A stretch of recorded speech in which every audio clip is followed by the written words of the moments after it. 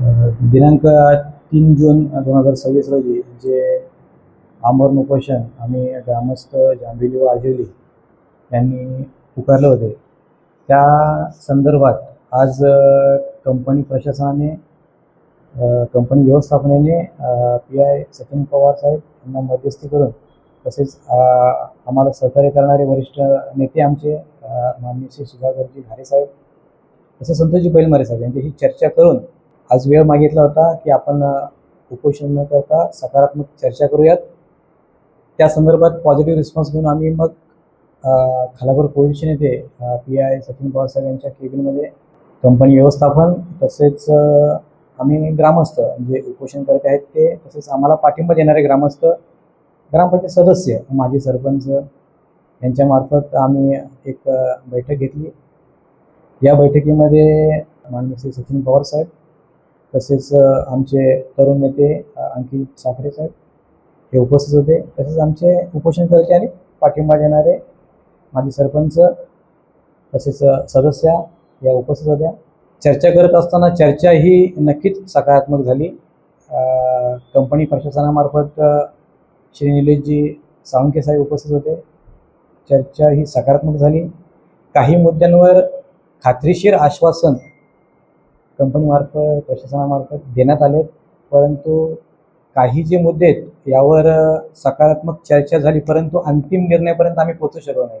यासाठी कंपनी व्यवस्थापनेने अंतिम निर्णयासाठी वरिष्ठ पातळीवर चर्चा करून सकारात्मक भूमिका घेऊन नक्कीच निर्णय घेऊ असं आश्वासन दिले। त्यासाठी कंपनीने काही दिवसांचा वेळ मागितला आहे।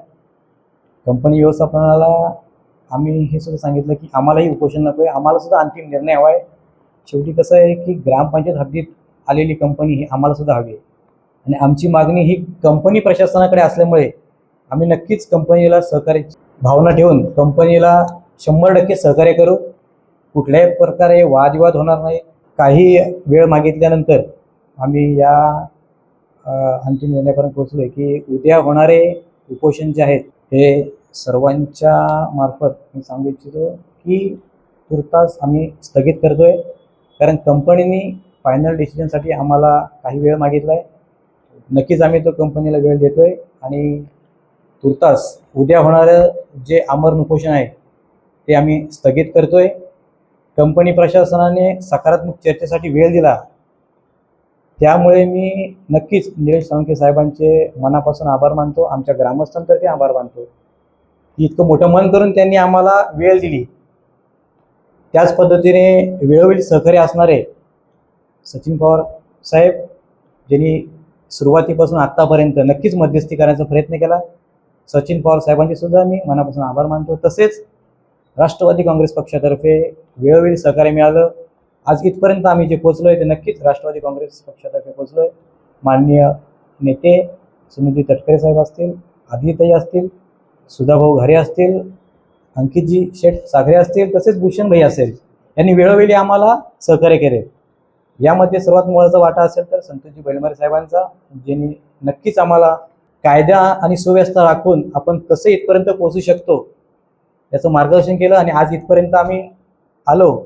आज कंपनी प्रशासनाने खूप सकारात्मक चर्चा केली, त्याबद्दल मी नक्कीच आभार व्यक्त करतो आणि तुर्तास एवढंच सांगेन की काही दिवसानंतर कंपनी अंतिम निर्णयापर्यंत पोहोचेल।